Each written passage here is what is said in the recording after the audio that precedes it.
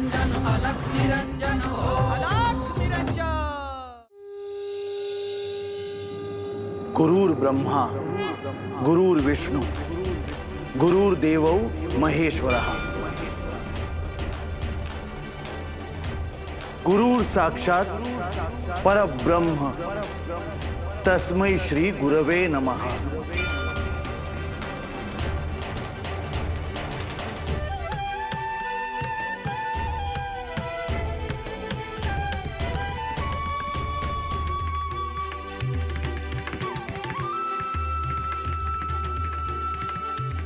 हे प्रभू, आपण मला जे ज्ञान दिले त्याचे ऋण अनंत काळासाठी राहील।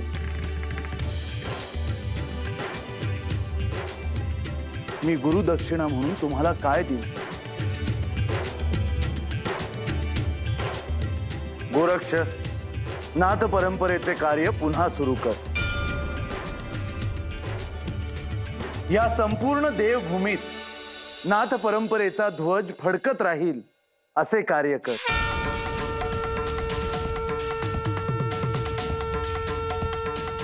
मी वचन देतो, यानंतरचा प्रत्येक क्षण हा जगत कल्याणासाठी असेल।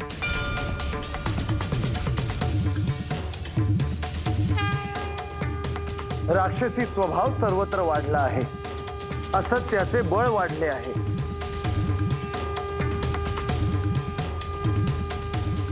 जीव सृष्टीला कसलाही आधार राहिलेला नाही।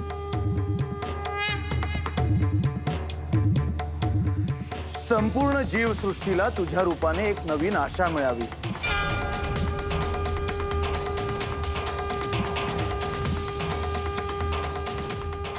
गहिनी मोठा झाला आहे, त्याला दीक्षा देशील तर त्याचेही सहाय्य होईल।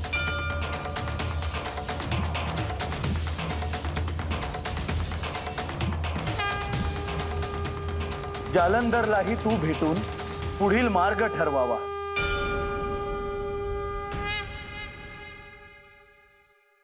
जशी आज्ञा प्रभो।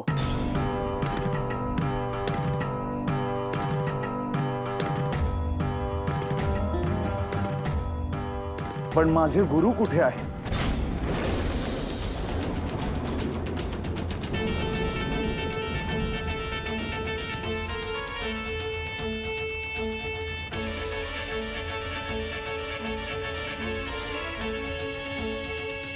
मच्छिंद्रला तुलाच शोधावे लागेल। त्याला एक कार्य देण्यात आले आहे।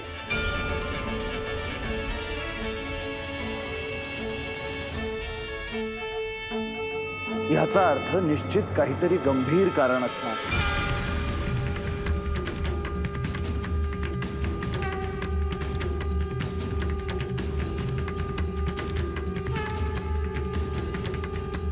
तुझी त्यांची भेट होईल असा आशीर्वाद आहे।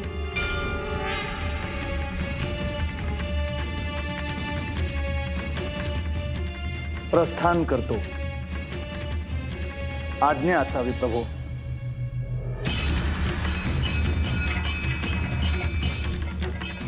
गोरक्ष, सर्व गण ऋषी यांनाही तुझे दर्शन दे।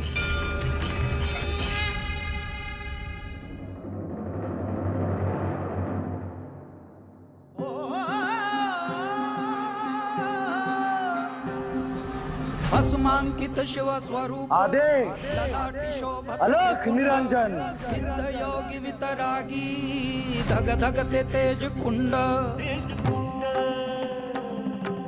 सज्जनासी संजीवन दुरितांचे निर्दालन जगदोद्धारास्तव जणू प्रकटति नवनारायण सृष्टीच्या स्पंदनात काळाच्या मंथनात दुम दुमतो दुम दुमतो दुम दुमतो दुम दुमतो एकनाद व्यापुनी त्रिभुवन अलख निरंजन अलख निरंजन अलख निरंजन हो आवे अलख निरंजन अलख निरंजन अलख निरंजन हो अलख निरंजन अलख निरंजन अलख निरंजन हो आवे अलख निरंजन अलख निरंजन अलख निरंजन हो अलख निरंजन।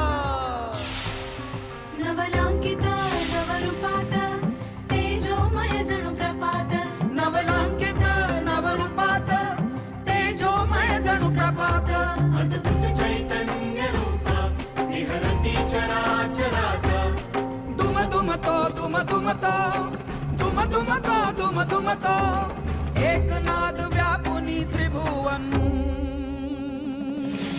अलख निरंजन अलख निरंजन अलख निरंजन हो अलख निरंजन अलख निरंजन अलख निरंजन हो अलख निरंजन अलख निरंजन अलख निरंजन हो अलख निरंजन अलख निरंजन अलख निरंजन हो अलख निरंजन।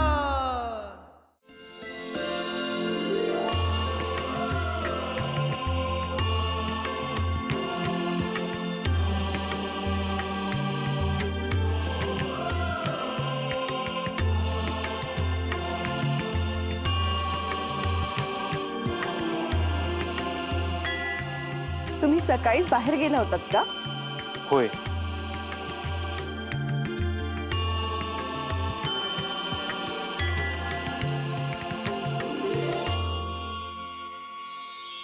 काय झालं? तुम्ही खूप आनंदी दिसत आहात. होय मैनावती, आज मी खूप आनंदात आहे. तुझी पूजा झाली? होय.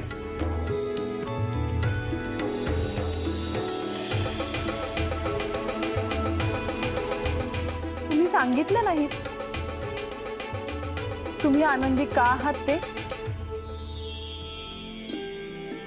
आनंदी आहे एवढे पुरेसे नाही का? नाथ, तुम्ही जाणीवपूर्वक लपवत आहात. मी कारण सांगितलं तर तुझी चिंता प्रश्न सुरू होते. आता तर मला ऐकायचंच आहे. सांगा ना नाथ. सहवास वाढला की आग्रह सुद्धा वाढतो हे नव्यानेच समजतंय मला. हो, असू द्या. तुम्ही आनंदी असण्याचं कारण मला समजून घ्यायचं. माझ्या प्रिय गोरक्षाची 12 वर्षांची तपश्चर्या पूर्ण झाली.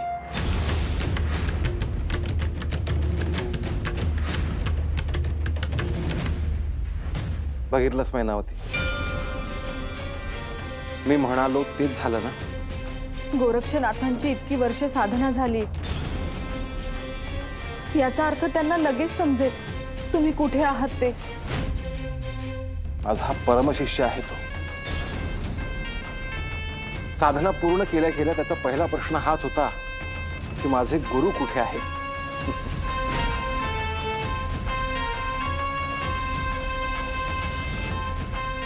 तुमच्यासाठी आनंदाची वार्ता आहे,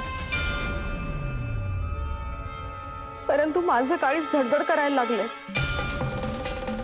मैनावती, तू चिंता करावीस असं काही नाही. ते इथे आले आणि तुम्हाला घेऊन गेले तर.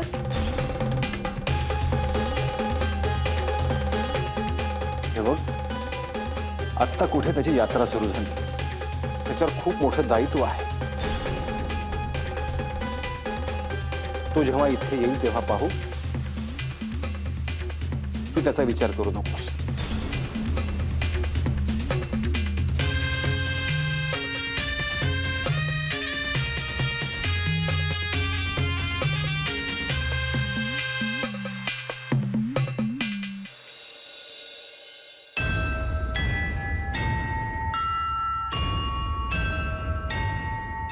खूप महत्वाची घटना आहे ही. होय, मला आनंद आहे की जे दायित्व होते ते पार पडले.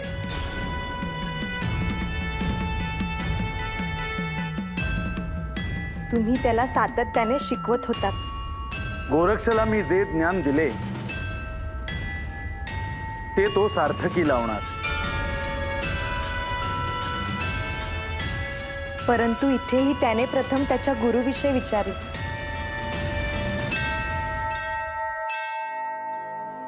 ते स्वाभाविकच आहे देवी. मच्छिंद्रवर गोरक्षचे फार प्रेम आहे.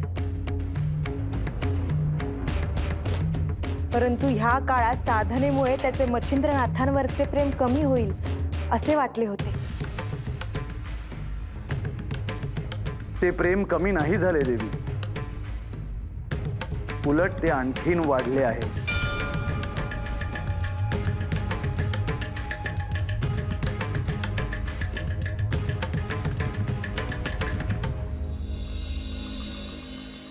लहानपणी गुरूंबरोबर भ्रमण केले होते,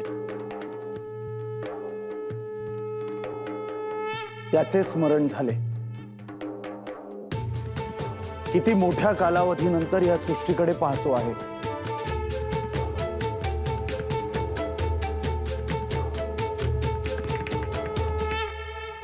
हे गुरुवर, आपण कोठे आहात?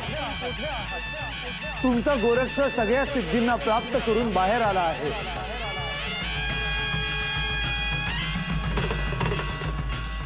हे गुरुवर, जशी पाण्याविना एखाद्या जीवाची तडफड होते तसे माझे झाले आहे. हे गुरुवर, तुमचे दर्शन मला कधी आणि कोठे होईल? तुम्ही जर दिसलाच नाही तर माझ्या साधनेला काहीच अर्थ नाही. हे गुरुवर, मी एका क्षणात ओळखू शकतो की तुम्ही कुठे आहात, परंतु माझ्यासाठी मला माझ्या सिद्धींचा वापर नाही करता येणार. मला दर्शन द्या गुरुवर.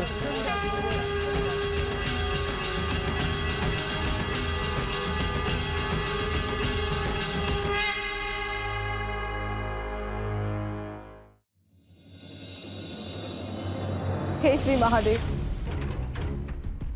हे श्री दत्तात्रय, माझ्या संसारात काय वाढून ठेवलंय?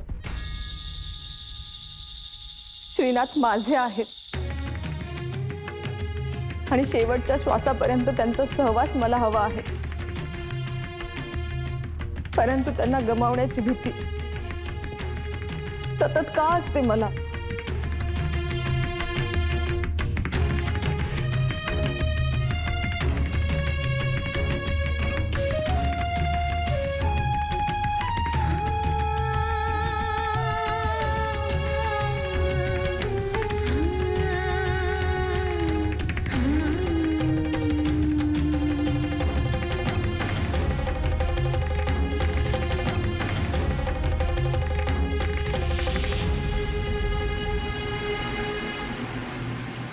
देवी, आत येऊ का?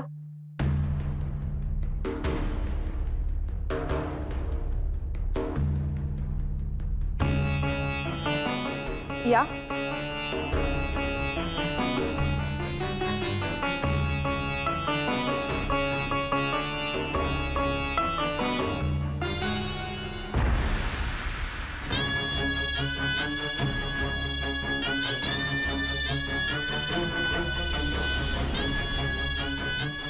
देवी, तुमचा चेहरा उतरलेला आहे. हो ना, काय झालंय तुम्हाला देवी? देवी, आम्ही तुमच्या सोबत आहोत. आपण आज्ञा करावी. काय करू शकतो आम्ही?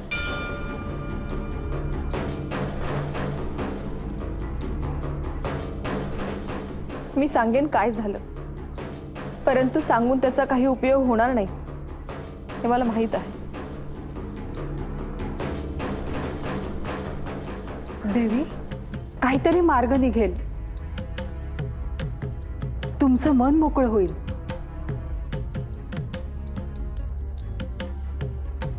श्री मच्छिंद्रनाथांनी मला सांगितलं,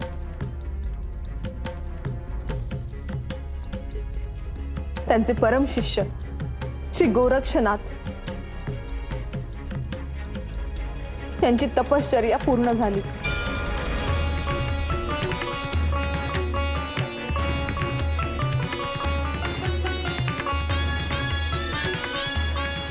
म्हणून आज ते आनंदात दिसत होते.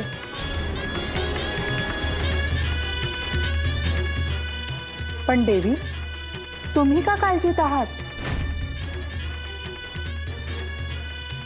माई, गोरक्षनाथ इथे आले तर श्रीनाथ इथे राहतील का?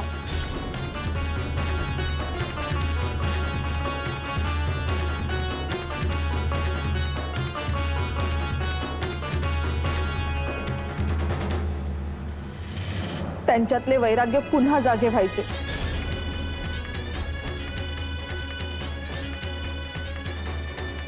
देवी, राज्यात कोणालाही प्रवेश द्यायचा नाही. केवळ हा उपाय होऊ शकत नाही.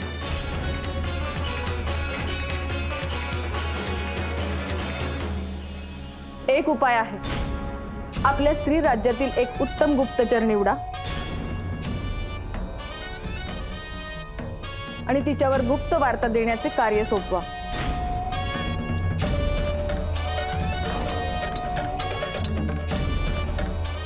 हा उत्तम पर्याय आहे. हो, त्यांच्या सगळ्या हालचाली आपल्याला कळत राहतील.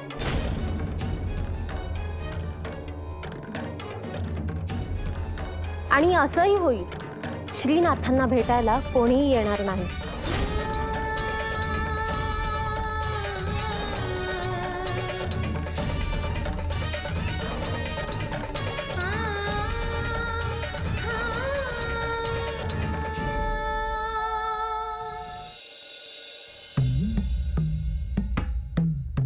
काय चाललंय तुझं?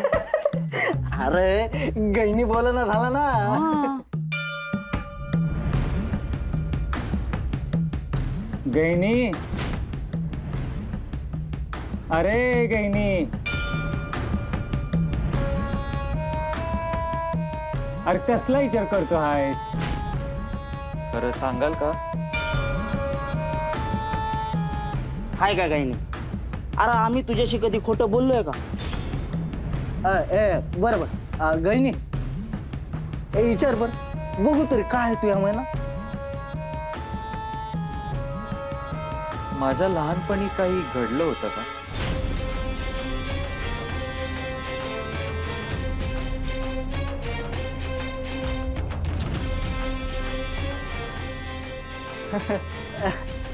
गैनी, अरे आम्हाला कसं आठवलं बरं.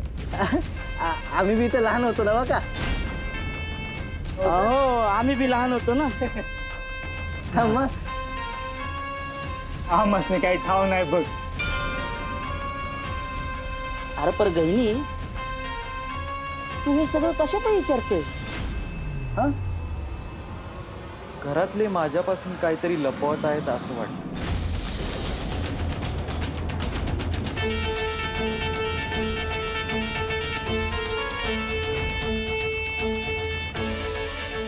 गैनी, तू नका विचार करू.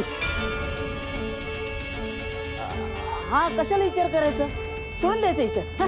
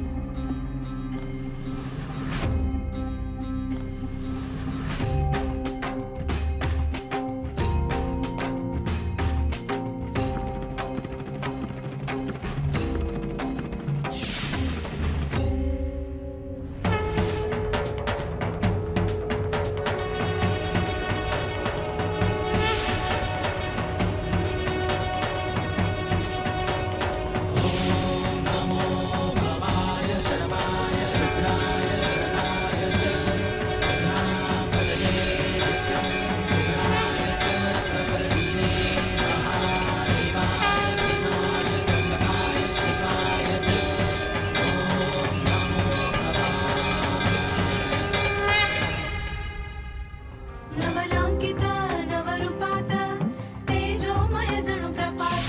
नवलांकित नवरूपात तेजोमय जणू प्रपात. अद्भुत चैतन्य रूप निहरती चराचरात. दुम दुम तो दुम दुम तो दुम दुम तो दुम दुम तो एकनाद व्यापुनी त्रिभुवन. अलख निरंजन अलख निरंजन अलख निरंजन हो. अलख निरंजन अलख निरंजन अलख निरंजन हो. अलख निरंजन अलख निरंजन अलख निरंजन हो. अलख निरंजन अलख निरंजन अलख निरंजन हो.